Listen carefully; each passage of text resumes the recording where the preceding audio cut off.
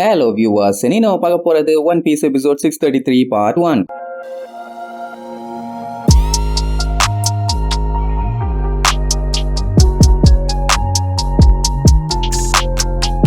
Open பண்ணா போன பாட்டுல நம்ம லூஃபி ஸ்பார்டன் கூட பார்க்காம தூக்கி ஒரே அடி அடிச்சு காலி பண்ணிட்டான். பாவம் இப்ப அவன்கிட்ட எந்த ஒரு அசைவும் இல்ல. தலையை சுத்தி குருவி எல்லாம் சுத்த ஆரம்பிச்சிருச்சு. இதை விட மத்தவங்களுக்கெல்லாம் ஷாக் என்னன்னா நம்ம பையன் தம்மா கூண்டு இருந்துகிட்டு அந்த ஸ்பார்டனையே காலி பண்ணிட்டான். இதுல வேற குழந்தைத்தனமா சிரிப்பு. இவன் சாதாரண ஆளா இருந்தா பரவாயில்ல, இந்த கொலோசியத்தோட ஸ்டார் கிளாடியேட்டர் அவனையே இந்த அடி அடிச்சிருக்கான்னா அப்ப மத்தவன் நிலைமை. பட் அதை பத்தி எல்லாம் நம்ம பையன் பெருசா கண்டுகிட்ட மாதிரியே இல்ல. ஆமா, நான் எங்க உட்கார்ந்தோன்னு கேஷுவலா கேட்டுட்டு இருப்பான். அப்ப அந்த இடத்துல இருக்க கோஆர்டினேட்டர்ஸ் வந்து பார்த்துட்டு நீயாடா சண்டை ஆரம்பிச்சேன்னு விசாரிப்பான். அவன் இல்லன்னு சொல்ல வரதுக்குள்ளேயே அவனை டிஸ்குவாலிஃபை பண்ணிடுவான். ஐயோன்னு சொல்லி பயங்கரமா ஷாக் ஆயிருவான். ஆக்சுவலா இந்த இடத்துக்கு சண்டை போடுற வீரர்கள் தான் வேணுமே தவிர ரவுடி பயலுக்கு தேவையில்லையாமா. அதனால நீ டிஸ்குவாலிஃபைன்னு சொல்லுவான். அந்த டைம் ரெண்டு பேத்துக்கு நடுவுலயும் சரக்குன்னு ஒரு ஆக்ஸ் வந்து சொருகும். அந்த கோஆர்டினேட்டர் பார்த்துட்டு ஆடி போயிருவான். வீசினது இந்த கூட்டம் தான். காப்பிகள் எல்லாம் மண்டைய வச்சிருக்கிறது பூ, கருப்பு முடிய வச்சிருக்கவன் சாயி, பின்னாடி இருக்கிறது ஜிஞ்சோ. இவனுக்கு கானோ கிங்டம் சேர்ந்தவனுங்க. இந்த வெள்ளதாடி கிழவன் தான் இவங்க ஃபேமிலியோட ஹெட். அவங்க இருந்துட்டு இந்த மாதிரி சண்டை ஆரம்பிச்சது லூசி இல்ல அந்த ஸ்பார்டன் தான் சொன்னவன மத்தவங்களும் ஆமா இவர் மேல எந்த தப்பு இல்லன்னு சொன்னவனே சரி ஓகே நீங்க மேட்சை கண்டினியூ பண்ணலாம், அந்த ஸ்பார்டனை நாங்க டிஸ்குவாலிஃபை பண்ணிடுவோம். உடனே லூஃபி கேஷுவலா அத்தாதண்டி ஆக்ஸை தூக்கி கொண்டு போய் கொடுத்து ரொம்ப தேங்க்ஸ் பாம்பா. உடனே அந்த சாய் முட்டாபால நீ தேங்க்ஸ் எல்லாம் சொன்னோன்னு எனக்கு அவசியம் இல்லடா அப்படின்னு தேவையில்லாம புலம்பிட்டு இருப்பான். கொஞ்ச நேரத்துல டேய் நீ எப்படா எனக்கு தேங்க்ஸ் சொல்லலாம், ஒழுங்கு மரியாதையா உன்னோட தேங்க்ஸ் ரிட்டர்ன் வாங்கிக்கடா குய்யாலன்னு சொல்லி காட்டுத்தனமா கத்த ஆரம்பிச்சிருவான். நல்ல வேலை பூ புடிச்சுக்கிட்டான், இல்லன்னா பாஞ்சிருப்பான் போல. இப்பதான் அவனுக்கே புரியுது இந்த மாதிரியும் சில கிராக்க கேசுகள் இந்த உலகத்துல வாழத்தா செய்துன்னு. அப்ப கெல்லின்னு ஒருத்தன் இந்த அண்டா சைஸ் மீசக்காரன் டகமா கிட்ட கூட்டு சேர்ந்து வேலை பார்க்காத தனியா வேலை பாடுறான்னு சொல்லி மிரட்டுவான். அது ஏன் என்னன்னு இப்ப தெரியாது, மேட்ச் நடக்கும் போதுதான் தெரியும். அவனு அப்படி கூட்டம் சேர்றத பார்த்துட்டு மத்தவங்க எல்லாம் மிரண்டுவாங்க. ஐயோ எல்லாருமே பெரிய பெரிய ஆளா இருக்கானேன்னு. இவனு ரெண்டு பேரும் தான் ஃபங்க் பிரதர்ஸ். இந்த கையில கிளவுஸ் போட்டிருக்கானே சவுப்புகள் இல்ல, அவன் பேரு கெல்லி. பெரிய கெடமாடு மாதிரி வெள்ள சட்டை போட்டிருக்கானே அவன் பேரு பாபி. ஆக்சுவலா இன்னும் இந்த மாதிரி ஏகப்பட்ட நேம்ஸ் வரும். ஞாபகம் இல்லைன்னா பரவாயில்ல, கேரக்டர் இருக்குன்னு தெரிஞ்சுக்கிட்டா போதும். அண்டையப்பா அப்படியே மேட்ச் பண்ணி கொண்டு போயிருவோம். அப்ப இந்த டகமாவை ஃபங்க் பிரதர்ஸ் இந்த மாதிரி நீங்க கூட்டணி வைக்கிறது தப்பு அப்படி இப்படின்னு சொல்லி திட்டுவானுங்க. பட் என்னதான் கூட்டணி வச்சாலும் ஒரு சண்டைன்னு முடியும் போது அந்த சண்டையில ஒருத்த மட்டும் தான் வின் பண்ணுவான். அதனால கூட்டணி வச்சாலும் வேஸ்ட் தான், வைக்காட்டியும் வேஸ்ட் தான். சரி இந்த டகமா அப்படி யாரு கூட கூட்டணி வச்சிருக்கான்னு பார்த்தா எலிசபெல்லோ 2ங்கிற ஒரு கிங் கூட. அதனால பாத்தீங்கன்னா அப்படியே பயங்கர பிராக்டிஸ்லயே தான் இருப்பான். ஏன்னா வார்ம் அப்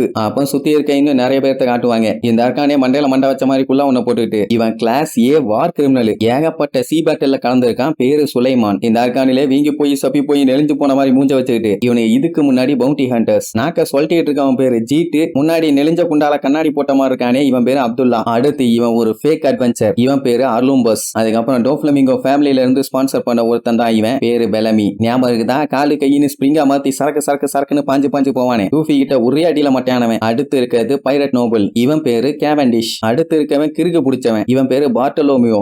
இப்படி இன்னும் ஏகப்பட்ட பேர் இருக்காங்க. அப்படி இருக்கும்போது எப்பவுமே பிளான் பண்ணி எல்லாத்தையும் பண்ணணுமாமா. கொஞ்சம் மிஸ் ஆச்சுன்னா கண்டிப்பா டண்டனா கான்னு சொல்லி உங்களுக்கே தெரியும். நீங்களும் ஏதாச்சும் பிளான் வச்சிருப்பீங்கிற மாதிரி அந்த மீசக்கார டகமா சொல்லிட்டு இருப்பான். எல்லாரும் எப்பண்டா சண்டை ஆரம்பிக்கும் போய் சண்டை போடலாம்னு வெயிட்டிங்ல இருக்காங்க. ஆனா லூஃபி சாப்பாடு ஏதாச்சும் கிடைக்க மாட்டான்னு போய் கேட்பான். இப்போ ஃபர்ஸ்ட் ரவுண்ட் வந்து பேட்டில் ராயல், அதாவது பிளாக்கா பிரிச்சு ஒவ்வொரு பிளாக்கா தனித்தனியா இறக்கி விடுவாங்க. அந்த பிளாக்ல இருக்கவங்க எல்லாம் நல்லா அடிச்சுக்கிட்டு சாகலாம். அதுல கடைசி வரைக்கும் சண்டை போட்டு சாகாம எவன் ஒருத்தர் இருக்கானோ அவன் தான் அடுத்த ரவுண்டு போவான். இது என்ன சண்டையை ஈஸியா முடிச்சு போடலாம்ல, ரெண்டு பேரா வச்சாங்கன்னா 7 வருஷத்துக்கு சண்டை போய்கிட்டே இருக்கும். சரி மொத்தம் 4 பிளாக் இருக்கு. அப்பதான் 4 பேரை சூஸ் பண்ண முடியும். ஏ பி சி டி. அதுல சி பிளாக்ல இருக்கதான் நம்ம பையன். மொத்தமா 550 காம்படிட்டர்ஸ் இருக்காங்க. அதுல வெறும் 4 பேர் மட்டும் தான் ஃபைனல் ரவுண்டுக்கு போவாங்க. இதுல வின் பண்றது ஒண்ணு அவ்வளவு ஈஸி கிடையாது. என்ன சண்டைக்கு போறதுக்கு முன்னாடியே மாத்தி விரோதத்தை வளர்த்தி வச்சுக்குவாங்க. நீயா நானான்னு பாத்துடலாம்டான்னு. லூஃபிக்கு அவன் எந்த பிளாக்னு தெரியல, அதனால கேட்டுதான் தெரிஞ்சுக்குவான் சி பிளாக்னு. இப்ப என்னன்னா சண்டை போற எல்லாத்துக்குமே ஒவ்வொரு பர்பஸ் இருக்கும். ஆனா யாருக்கு அந்த ஃபிளேம் ஃப்ரூட் கிடைக்குதோ அதுக்கப்புறம் இந்த உலகத்துல ஒரு பெரிய குழப்பமே உண்டாக போகுதுங்கிற மாதிரி சொல்லுவான். அதுக்கப்புறம் சரி ஓகே வெட்டித்தனமா பேசினதெல்லாம் போதும், நம்ம பெஸ்ட்டை காமிப்போம்னு சொல்லிட்டு எல்லாருமே சண்டைக்கு ரெடி ஆயிடுவாங்க. அங்க ஆங்கர் அனௌன்ஸ் பண்ணிட்டு இருப்பான், லேடிஸ் அண்ட் ஜென்டில்மேன், இவ்வளவு நேரம் நீங்கள் வாயை மூடிக்கொள்ளாமல் தொண்டையை துறந்து கத்து என்று கத்தி கொண்டது எங்களுக்கு மிக்க மகிழ்ச்சி. இந்த காம்படிஷனை பத்தி கொஞ்சம் விலாவாரியாக நான் சொல்லிக் கொள்கிறேன், அதனால் வாயை மூடிக்கொண்டு இருக்கவும். ஆனா எவன் கேப்பான், அவன் சொன்னதுக்கு மேல அப்புறம் தான் கத்துவானுங்க. இப்ப வந்திருக்க காம்படிட்டர்ஸ் எல்லாத்தையுமே 4 பங்கா பிரிச்சிருக்காங்களாமா. இதுதான் பேட்டில் ராயல். எல்லா காம்படிட்டர்ஸும் தாறுமாறா எனிமீஸ் அடிச்சுக்கணும். அவங்களே அடிச்சுக்க கூடாது. எவன் அவ்வளவு சண்டைக்கு அப்புறம் கடைசியில அடிவாங்கி மிதிவாங்கி கடிவாங்கி நல்லா கன்னு மாதிரி நின்னுட்டு இருக்கானோ அவன் மட்டும்தான் வின்னர். மத்தவங்க எல்லாருமே எலிமினேட்டர். செத்தா செத்ததான், அதுக்கு ஒண்ணும் பண்ண முடியாது. அண்ட் அது மட்டும் இல்லாம அவங்க நின்னுட்டு இருக்க அந்த இடத்துக்குள்ளதான் சண்டை போடணும். அந்த இடத்தை தாண்டி வந்துட்டாங்கன்னா அவங்க எலிமினேட் ஆயிருவாங்க. இதுல இன்னொரு பஞ்சாயத்து என்னன்னா, இவங்க அந்த இடத்தை தாண்டி வந்தாங்கன்னாலே போதும், அவங்கள சாப்பிடறதுக்காக கீழே எக்கச்சக்க மீனுங்க சுத்திட்டு இருக்குதுங்க. இதுங்க தான் ஃபைட்டிங் ஃபிஷஸ். மீனுக்கு கொம்பு வச்சு பாத்துருக்கீங்களா? இங்க பாத்துங்க. எப்பண்டா மனுஷங்க சிக்குவாங்க, நல்லா சாப்பிடலான்னு வெயிட்டிங்ல இருக்காங்க. இதுதான் கொரிடா கொலிசியமோட நரகமாமா. சண்டையா ஆரம்பிக்கலாமா அப்படின்னு கேட்ட உடனே மக்கள் சவுண்ட் இன்னும் அதிகமாகும். எல்லாரும் மாத்தி மாத்தி அடிச்சுக்கிட்டு வெட்டிக்கிட்டு சாகிறத பார்க்க அவ்வளவு ஆர்வத்துல இருக்காங்க. வாட்டுடு சரி ரைட்டு, நீங்கள் ஆவலுடன் எதிர்பார்த்து கொண்டிருந்த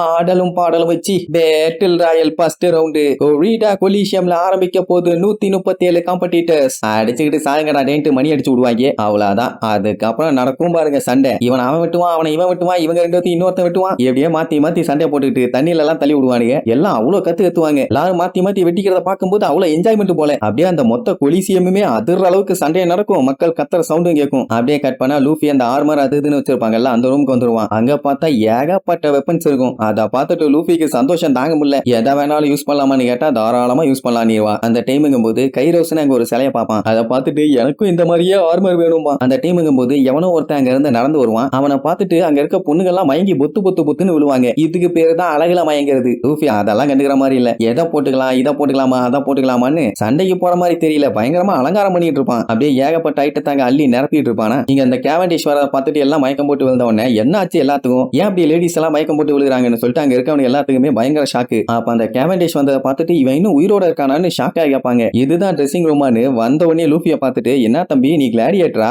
ஓவரா வெயிட் அள்ளி போட்டுருக்கப்பா, கொஞ்சம் குறைச்சிக்காம்பா. ஆனா நம்ம பயிலுக்கு அதான் பிடிச்சிருக்குதாமா, பார்க்கும் போதே தெரியல உடம்புல எவ்வளவு வெயிட் அள்ளி போட்டுருக்கான்னு. உடனே அந்த கேவண்டீஸ், இதெல்லாம் போட்டுட்டு உன்னால எல்லாம் குவாலிஃபை ஆக முடியாதா கண்ணா, அப்படியே களத்துல இறங்கினாலும் நான் தான் அந்த ஃப்ரூட்டை வின் பண்ணுவேன். அது மட்டும் இல்ல, அழகா இருக்கிறது எல்லாமே எப்பவும் என்கிட்ட தான் வந்து சேரும். ஓவராச உடம்புக்கு ஆகாது. அதனால எல்லாரும் மூட்டை முடிச்ச கட்டிட்டு வீட்டுக்கு போற வழியா பாருங்கப்பா. அப்படி என்ன கழட்டிட்டான்னு தெரியல, ஓவரா பில்டப் பண்ணிட்டு இருக்கான். அவ்வளவுதான். நெக்ஸ்ட் பார்ட்ல பார்க்கலாம்.